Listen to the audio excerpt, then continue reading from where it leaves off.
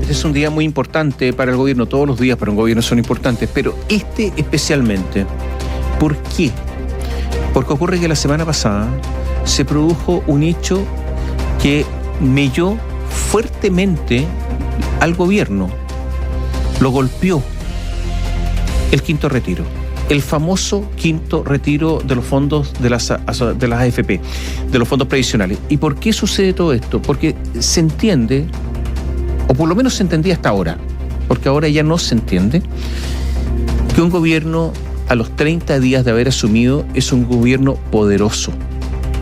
Un gobierno que tiene muchísimo apoyo popular. Un gobierno que puede hacer muchísimas cosas sin gran oposición.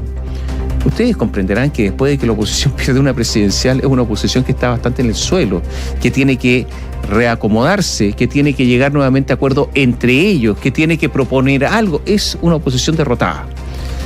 Por lo tanto, siempre un gobierno a los 30 días de asumir es un gobierno poderoso. Más aún un gobierno que tuvo una votación histórica. O sea, Gabriel Boric tuvo una votación gigantesca. Es verdad, como decían algunos y a los que no se les hizo mucho caso, que en la primera vuelta obtuvo solamente el 24% de los votos, cerca del 25%. Y que toda la otra votación fue una votación que no estuvo en la primera vuelta por Gabriel Boric y por lo tanto Gabriel Boric no era alternativa en la primera vuelta. Ya sea porque no fueron a votar, puede ser, pero no era alternativa, no fue suficiente esa figura para ir a votar, o porque definitivamente no querían, por ejemplo, que obtuviera una victoria José Antonio Kast. Por lo tanto, era una votación más bien calculada. Resulta que algunos decían ahí hay una debilidad importante. Lo cierto o la verdad es que 2 encuestas indican que ha aumentado muchísimo el rechazo al gobierno de Gabriel Boric. Esto es inédito, porque revisando todas las encuestas desde el retorno a la democracia, no hay ningún presidente que haya obtenido tanto rechazo a los 30 días, o poco más. Ninguno. Ni siquiera Sebastián Piñera, que tenía un rechazo enorme y abrumador al terminar su mandato. Nunca un presidente tuvo tanto rechazo como Sebastián Piñera, pero nunca un presidente tuvo tanto rechazo como el de Gabriel Boric a los 30 y tantos días de asumir el gobierno. Eso es lo primero. Y estas encuestas son coincidentes. Había 2 en las últimas horas, pero las de la semana anterior también decían lo mismo. O sea, lo que quiero decir es que los datos empiezan a ser coincidentes. Lo segundo es que un gobierno poderoso es un gobierno que tiene a sus huestes, a los parlamentarios totalmente alineados. Por lo menos en el inicio del gobierno, porque ustedes comprenderán que en 2 años más, 3 años más, ¿qué puede ocurrir acá? Pero el parlamentarismo de facto, que se instauró bajo Sebastián Piñera, sigue. Este es un asunto más bien parece institucional ya, y que no depende de un gobierno o de otro gobierno. Y es el parlamentarismo de facto el que está afectando fuertemente, ¿qué cosa? Las potestades, las facultades, las competencias presidenciales. Eso es lo que está afectando, ya sea Sebastián Piñera, ya sea Gabriel Boric. Las capacidades también de gobernar, de poder... Bueno, pues el poder es uno solo. Pero de poder coordinar a una coalición completa, sabemos que acá son 2 coaliciones, es muchísimo más complejo también para ellos poder coordinarla. Bueno, efectivamente, pero el Partido Comunista hasta ahora ha tenido cierta lealtad. Bueno, llevamos 30 y tantos días y no estamos hablando de nada. O sea, había un problema de instalación del gobierno, pero también está esto. Pero yo diría que lo más grave para el gobierno es lo que ha ocurrido con Mario Marcel. ¿Por qué? Primero, porque Mario Marcel es una persona que está más bien relacionada con el Partido Socialista, todos lo sabemos. O sea, con la antigua Concertación. Es un hombre de la vieja guardia. Un técnico. No es un político, un técnico. Pero un técnico vinculado a ese mundo. Presidente del Banco Central, hace rato que quería ser ministro, eso no lo sabemos todos. Era un deseo que incluso lo había manifestado, no lo había mantenido en el secreto de su conciencia. Bueno, resulta que Mario Marcel, que llegó como técnico y se recurrió a él para dar seguridades. La técnica también está con nosotros. Los equilibrios macroeconómicos también están con nosotros. ¿Quién mejor que el presidente del Banco Central que aterriza en el gabinete? El técnico por excelencia en el gabinete es Marcel. Bueno, resulta que Marcel no aguantó nada en cuanto a su condición de técnico, pero nada. O sea, lo que ha ocurrido con Mario Marcel es una pérdida de credibilidad enorme, porque justamente él, que siempre estuvo en contra de los retiros, desde el día 1, estuvo en contra del primero, el segundo, el tercero, todos, siempre mantuvo una actitud invariable, que aterrizando en el Ministerio de Hacienda bajo este gobierno de Gabriel Boric, mantuvo esa actitud invariable. Por lo tanto, la de él era una convicción muy profunda. Resulta que a la primera de cambio cede, y no solamente cede, sino que él se transforma en el autor de la ley del quinto retiro acotado. Él. O sea, de ser el enemigo, se transforma justamente en el autor de lo que tanto criticó por tanto tiempo. Y eso para un técnico es fatal. Y también ha habido una diferencia de opiniones porque Marcel dice por un lado que esto no afecta a la inflación en caso que se apruebe, por ejemplo, el quinto retiro acotado, pero también hay otros técnicos, otros expertos que dicen que efectivamente sí va a haber efectos en la inflación, por ende también se pone en disputa su credibilidad al hablar de este tema también. Naturalmente que afecta a la inflación, pues sí, eso es obvio. Hay más dinero en el mercado, pues sí, es obvio. O sea, Marcel, tratando de explicar lo inexplicable, el cambio de actitud, empieza a enredarse entero, ¿no es cierto? Y eso es lo que le pasa. Pero lo de Marcel muy complicado, lo del gobierno muy complicado, porque además los dos proyectos están caminando en forma paralela. Y ya se presentó el sexto proyecto. La verdad es que el gobierno abrió la puerta, no tuvo fuerza, no tuvo energía, no tuvo convicciones tampoco. ¿Qué pasa si se aprueban los dos? Magnífico, en el sentido de que yo no digo que sea bueno, magnífico desde el punto de vista del error, ¿no es cierto? Un error magnífico, a eso me refiero, un error grande, magno, ¿no? Pero, a ver, esto no lo va a parar nadie. No quiero hacer ciencia ficción, pero usted comprenderá que todos sabemos que va a haber crisis económica, restricciones económicas en los próximos meses, lo saben todos. Yo creo que en esto no hay una segunda opinión. Cuando haya un poco más de restricciones, pero retiro 6, 7, 8, todos pues. Ya se han presentado. Pero todos pues, a ver, si es evidente, y el gobierno de Gabriel Boric va a ser imposible que mantenga la unidad parlamentaria. El gobierno de Gabriel Boric, primero, tiene minoría parlamentaria. Si se tiene minoría parlamentaria, por lo menos que las huestes propias, los parlamentarios propios estén unidos. No están unidos. 2, no es capaz de tener una relación acorde con el partido, con los militantes, los parlamentarios del Partido Socialista del PPD, que están divididos. O sea, ya hay parlamentarios del Partido Socialista que dicen que votan a favor del quinto retiro sin restricciones. Incluso la derecha dice, ustedes no están diciendo a nosotros no al retiro, si ustedes fueron los que participaron del retiro permanentemente y quieren y nosotros pagamos costos, quieren que sigamos pagando costos, ustedes. Entonces, hasta la derecha podría incluso, la derecha que tiene una especial facilidad para romper con sus propios principios y valores, porque en la derecha han sido especialistas en los últimos años, resulta que ahora podrían hacer lo mismo y ser una especie de Marcel. O sea, ahora, es verdad que mucha gente de derecha votó a favor de los retiros porque el expresidente Piñera tampoco fue capaz de alinear esos huestes. Pero claro, era un Piñera totalmente destruido, un Piñera después del estallido social. Después de una pandemia. Un Piñera en pandemia, o sea, totalmente destruido. Pero la derecha ha dicho también que la posibilidad que ellos tienen de votar en este caso a favor del quinto retiro es porque hablan de que existe la posibilidad de que haya una expropiación de los fondos de pensiones y por eso le piden al Ejecutivo que presente este proyecto de inexpropiabilidad de fondos para poder dar garantías de que efectivamente los ahorros previsionales no se van a tocar. Es el argumento con el cual ahora estarían justificando su aprobación al retiro, no los que ya aprobaron anteriormente, sino los que votaron, por ejemplo, en contra, la mayoría de la bancada de la UDI, que votó en contra de los 4 primeros retiros que se tramitaron en el Congreso. Mira, hubo varios parlamentarios de la UDI que votaron a favor de los retiros. Claro. O sea, a ver, la derecha se dividió entera y en algunos momentos el gobierno de Piñera tuvo una enorme cantidad de votos en contra. Yo me acuerdo 103, 104, 110 votos en contra, o sea, en la Cámara de Diputados. Por lo tanto, la derecha también votó a favor, una buena parte de la derecha. Por eso se aprobaron los retiros. Algunos dicen que es mejor sacar toda la plata antes que alguien les pegue un manotón. Esa es la tesis de la derecha para justificar esto. Lo cierto es que hoy día a las 3 de la tarde A las 15 horas, el proyecto del quinto retiro del 10%.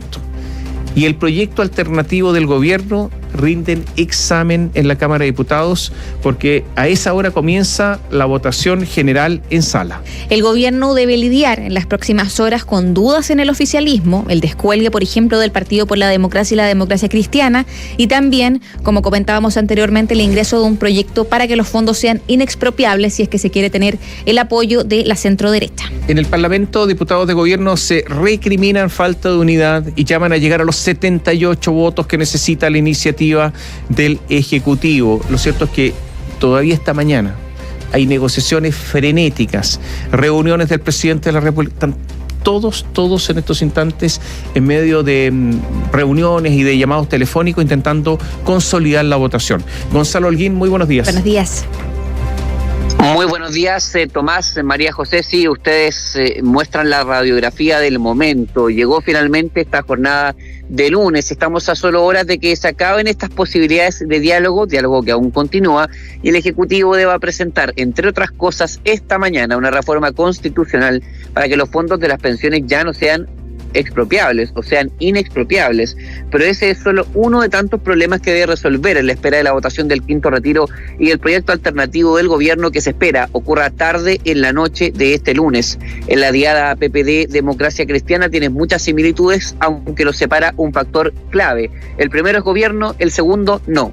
Ambos creen que el Ejecutivo presentó un proyecto poco convincente, que el quinto retiro sigue siendo necesario, y ambos tienen razones para cuestionar al ministro Express Giorgio Jackson por falta de comunicación y no haber sido incluidos en la nueva propuesta. El jefe de bancada de la Democracia Cristiana, Eric Aedo, que dicho sea de paso entendemos que él personalmente está en contra del quinto retiro, dijo de todas maneras que mayoritariamente votarán a favor del quinto retiro como bancada y en contra de la alternativa del Ejecutivo.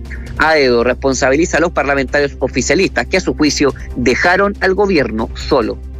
Sus parlamentarios, a un mes de instalado el gobierno, en vez de apoyar al presidente, lo han dejado solo y han obligado al gobierno a presentar un mal proyecto. Es probable que mañana vivamos una paradoja y que sean aprobados 2 retiros. La Democracia Cristiana lo ha hecho con claridad. Va a apoyar mayoritariamente el quinto retiro y va a rechazar la propuesta de retiro acotada hecha por el gobierno.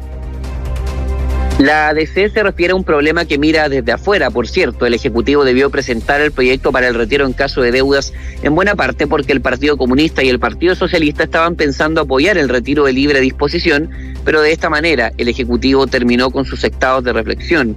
La bancada de los comunistas en particular, junto a Independientes y la Federación Regionalista Verde Social, se alinearon con el gobierno y se espera un voto disciplinado, pero la situación es distinta en el PS.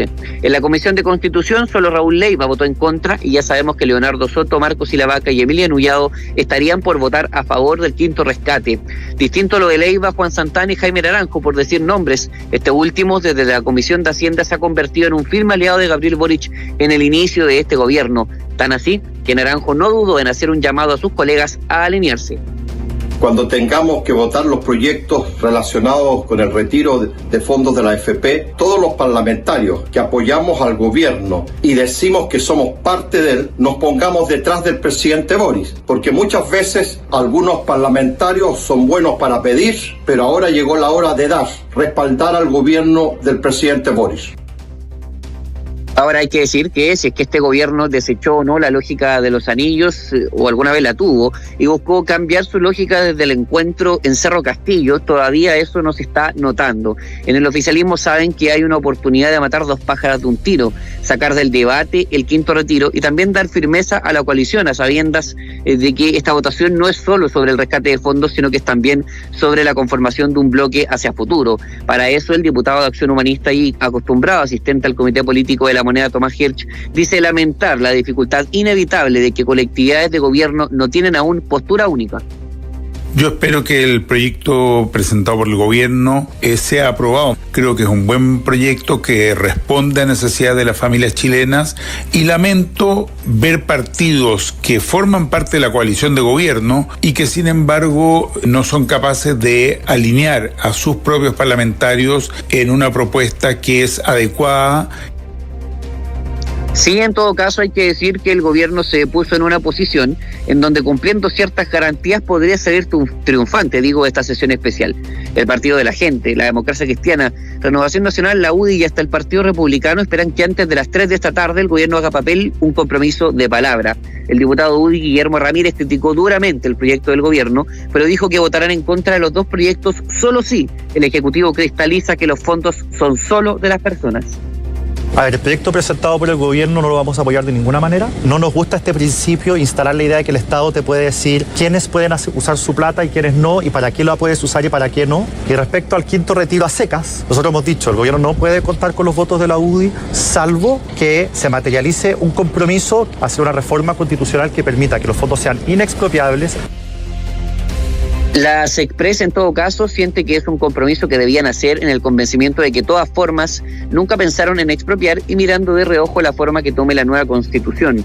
Estos últimos 4 días han sido intensos. El gobierno ha hablado con prácticamente todas las bancadas, reuniones en grupo y con diputados en específico, en persona y de manera telemática. Uno avanza y el otro no, y siguen escuchando propuestas para mejorar su proyecto, además del programa Chile Apoya en general.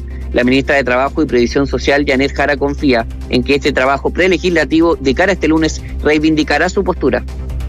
Debe realizarse un quinto retiro que sea responsable con la realidad económica que vivimos. Más de 4 millones de personas en nuestro país no tienen casi fondos previsionales. Una necesidad de las familias de poder disminuir su nivel de agobio producto del endeudamiento. Estamos precisamente en esos diálogos y esperamos se exprese, una mayoría que permita que nuestro proyecto de ley salga adelante. Bueno, hay que decir que si es que hay alguna ventaja que sea indesmentible en este escenario confuso y tenso para el Ejecutivo, es la matemática. Necesita 78 votos e incluso sin la DC debería ser capaz de conseguirlos. Aquí el Ejecutivo espera buena fe. Por ejemplo, admitieron indicaciones de Renovación Nacional y también esperan un gesto de vuelta de esa colectividad. Hay que decir que el gobierno ya tiene asumido que habrá parlamentarios de centro izquierda que votarán a favor del quinto retiro, pero les basta a ellos con que al menos también voten a favor de la iniciativa del Ejecutivo. El quinto retiro necesita 93 votos, los de siempre, y si es que el gobierno cumple con su parte, la matemática no daría para que se llegue a esos 3/5. Aquí inicia otro desafío de proporciones. Sabemos que la recomendación técnica de la Secretaría es que esto significaría que los retiros de fondos se acabaron en la Cámara hasta el año 2023, pero la Sala puede revertir cualquier lectura y ya existen proyectos de sexto retiro sobre la mesa. Todo aún por verse, la conversación continúa, estamos atentos a la próxima jugada esta mañana del gobierno de Gabriel Boric, María José Tomás. Rápidamente, Gonzalo, a ver algunas precisiones para nuestros auditores. El proyecto del gobierno es un proyecto que requiere de menos votos. Es un proyecto de quórum calificado, o sea, necesita 78 votos. El proyecto del retiro acotado. El proyecto del retiro de libre disponibilidad, o sea, como los anteriores retiros, necesita 93 votos. Por lo tanto, uno es más exigente que otro. Entonces usted dirá, bueno, el proyecto del gobierno está absolutamente aprobado. 78, sí, el problema es que tiene 64. Tiene pocos votos. Los parlamentarios de gobierno son 64. Es una minoría. Entonces necesita obtener votos de otras bancadas. ¿De dónde? De la derecha, pues. Ojalá que la derecha esté a favor de esto. ¿De dónde más? Bueno, del PPD, del Partido Socialista, del Partido Radical. Del Partido de la Gente. Partido de la Gente, claro, pero los radicales estaban molestos porque no los habían considerado, los habían tratado como partido chico, ustedes son 4. Ni siquiera se habían comunicado con ellos. Lo que pasa es que necesitan todos los votos. 64 más 4 ya están 68. Entonces, cada voto es necesario. Empieza a acercarse, claro. Entonces, ese es el problema. Ahora, con respecto a los 93 votos de la otra alternativa, es difícil que los logren. Pero en una de esas, si empieza a producirse el descuelgue masivo, ¿por qué no? Porque resulta que ya ocurrió en los anteriores retiros, que al principio se decía que no lo lograban y al final lograban un apoyo enorme. La pregunta es, primero, ¿cómo va a votar la derecha? Porque la derecha está exigiendo, ¿qué está exigiendo? Exigiendo una reforma constitucional, la presentación, porque no se va a aprobar en un día, la presentación de un proyecto de reforma constitucional que asegure que los fondos son inapropiables. Inapropiables de ninguna manera, porque algo, claro, pero es más que eso. En cuanto a la administración también.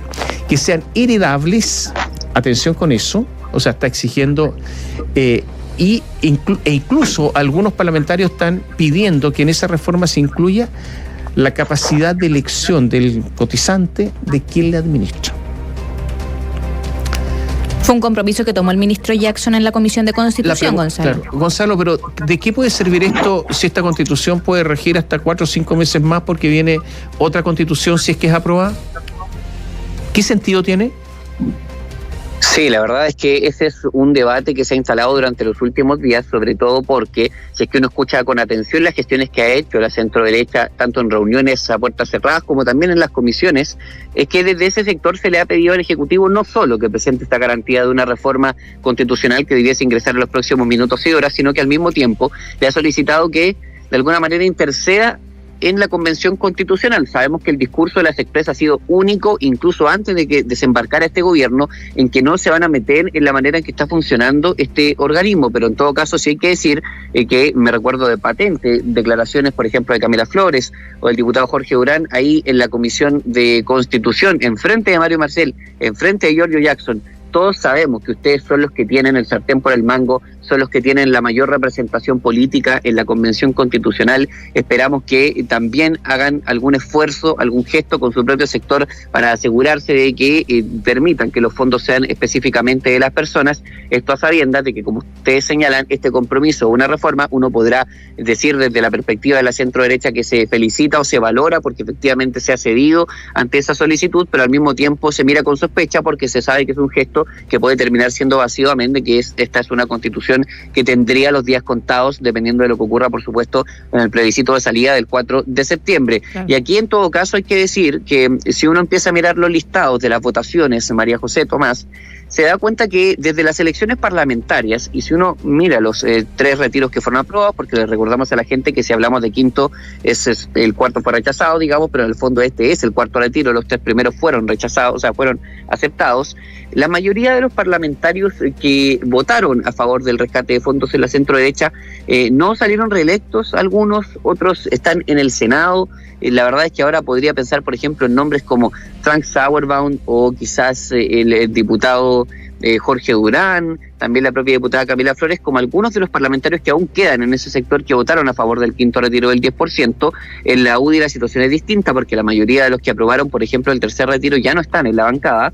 Entonces, la verdad es que en ese escenario se esperaría que ellos votasen alineados, pero también es cierto que hay un elemento que uno simplemente no puede calcular, y que una cosa sería votar en contra del quinto retiro y otra es si es que habrá alguna disposición de votar a favor de la propuesta del gobierno. Nosotros entendemos que en la UDI, que en Evópoli, que en el Partido Republicano a esta hora no hay ninguna posibilidad. Quizás existiría la posibilidad de que haya algún voto de Renovación Nacional a favor de la propuesta del gobierno, que les recordamos a los auditores, hasta ahora genera 7 escenarios en donde las personas pueden retirar sus fondos con el único destino del pago de deudas. Esto pese a que el Ejecutivo ya dijo que probablemente en el Senado, si es que el proyecto avanza, se le van a presentar indicaciones que van a estar resueltas y que van a venir de un debate que se tuvo al interior de las comisiones, paradójicamente escuchando la opinión de bancadas que al parecer hoy día no estarían respaldando este proyecto, como es el caso de la Democracia Cristiana, que tiene una indicación que fue ingresada al proyecto de ley y admitida por el Ejecutivo, pero que sin embargo al parecer va a votar a favor del quinto y en contra de lo que propuso Gabriel Boric. Gracias, Gonzalo. Buenos días.